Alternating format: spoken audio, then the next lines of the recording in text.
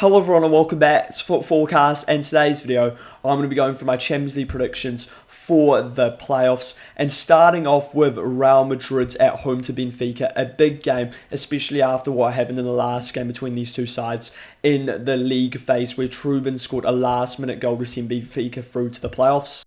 And this now means they're playing Real Madrid again. In terms of how these two sides are going, Real Madrid have got some good form going into this game, and they are doing well in La Liga, only a point behind Barcelona in first place. Looking at Benfica are 4 points behind Porto in the Portuguese league, and they've been alright so far this season, but nothing special. And I think Real Madrid will win the first leg between these sides 2-1, despite Mourinho being a European specialist, and Real Madrid will go through overall. Something worth noting is some key players are out for Real Madrid in this game, which could make it more difficult. Jude Bellingham and Rodrigo are injured. But Benfica also have a handful of players that are out for this game, which will also affect them against Real Madrid.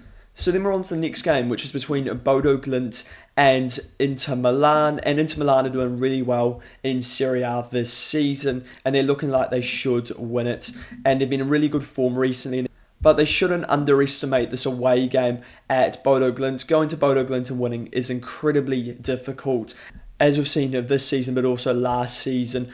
Bodo Glimt managed to win against Manchester City 3-1, and they deserve to win in that game.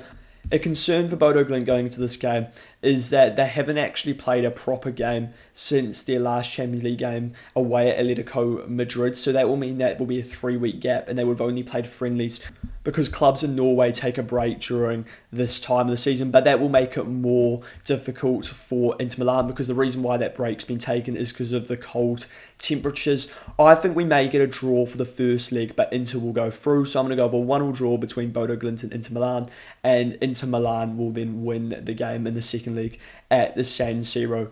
So then we're on to the next game, which is between PSG and Monaco. And let's be honest, this is a really boring tie between two sides from the French league. And PSG are heavy favourites going into this game. They're currently first in Ligue 1 as of recording, and Monaco are in 7th place. And I expect PSG to absolutely batter them. As well as this, PSG have got a lot of their players back for this game.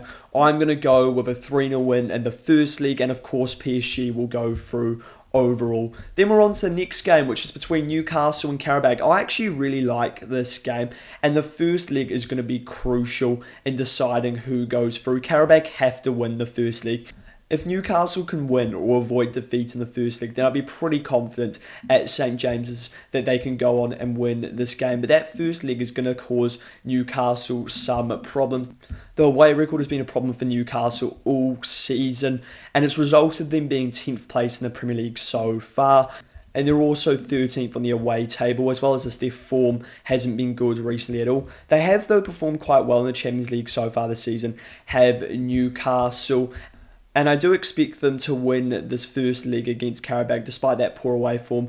So I'm going to go with a 1-0 away win for Newcastle, and then I think they'll comfortably win the second leg at home. So then we've got Galatasaray at home to Juventus. This is probably my favourite Champions League tie. Galatasaray have been good in the Turkish league so far this season, and they are top of the table, and they're a very difficult side to beat at home. They won against Liverpool early in the season 1-0 at their own place.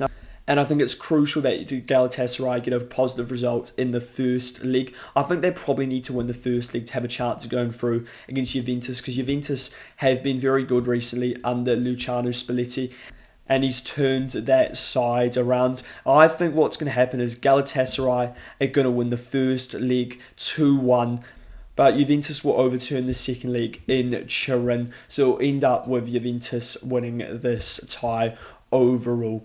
So then we've got Atletico Madrid at home to Club Bruges, and I do like the look of this game. Bruges have been disappointing in the Belgian league so far this season, and they're currently in 3rd place. You'd expect them to be higher up the table. Looking at Atletico Madrid, and they haven't been at their best in La Liga so far this season, but they are still in 3rd place, but they're miles off the title. But they'll take massive confidence from their last result against Barcelona, winning 4-0.